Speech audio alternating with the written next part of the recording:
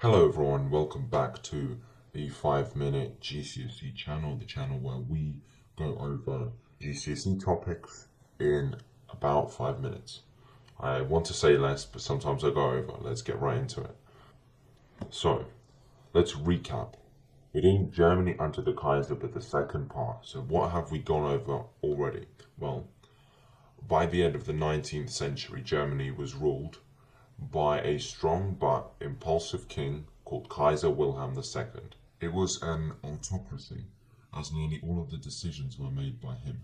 And while the nation was growing strong with industrialization, which was the building of factories, and through militarism, which is the focusing on build-up of the army, there were problems.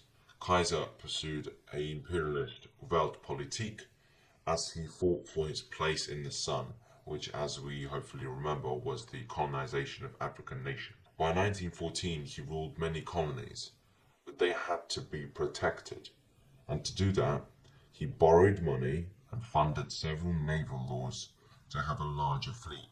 And so, with all this in mind, let's look at the problems that the Kaiser experienced. We talked about how there was economic growth and prosperity, but there were many problems. And the first were the naval laws, as I mentioned. The first one was passed in 1898, but many more were passed. And they had to be funded, and they were funded mainly through taxes and borrowing. Now, taxes made Kaiser Wilhelm less popular. Borrowing put Germany into a lot of debt. And the problem there was it had to be repaid later at a higher price. Now, the second problem was the inequality in Germany. I specifically said that some people got massively rich, and these people tended to be factory owners. But unfortunately, not all Germans benefited as much from industrialization. By 1910, over 10 million Germans were industrial workers, but most of them had to endure awful living and working conditions.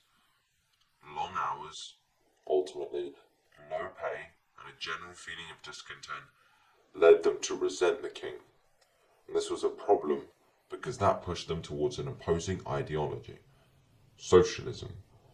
Now, socialism, as some of you may know, but if you don't, that's okay, is the political belief in redistributing some of the income in a country towards the poor, and for the working class to own factories, to own farms, to own industry, rather than a few rich capitalists. And this is problem number 3. It was the growth of this ideology, it was the growth of socialism. Now, it must be said that the German government did pass some laws to mollify, to appease workers. In 1891, they passed a Workers' Protection Act, and in 1903, they did approve a Children's Protection Act, which limited children's exploitation. However, the workers did not think this was enough. I mean, clearly, because by 1912, around 2.5 million of them joined socialist trade unions. These are organizations that fight for higher pay for workers. Additionally, parties like the Socialist SDP, the Socialist Democrat Party, which advocated for a better treatment of the working class, grew. In fact, in the 1912 federal elections, they held a third of all Reichstag seats, so they were a very large party. And not only did this infuriate the Kaiser, but it also meant that some of his laws actually got blocked by parties like the SDP.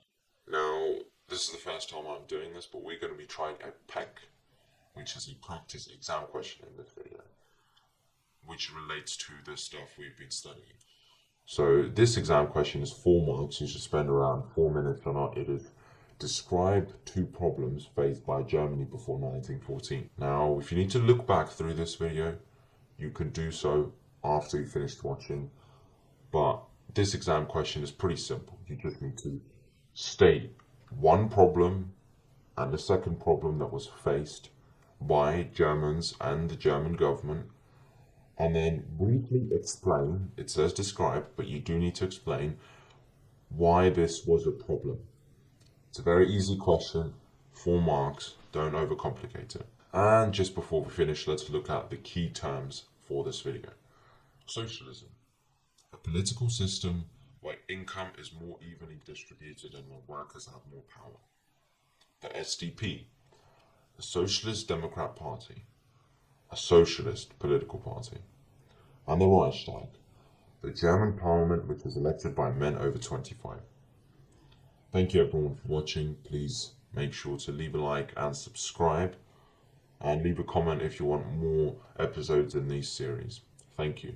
Have a nice day.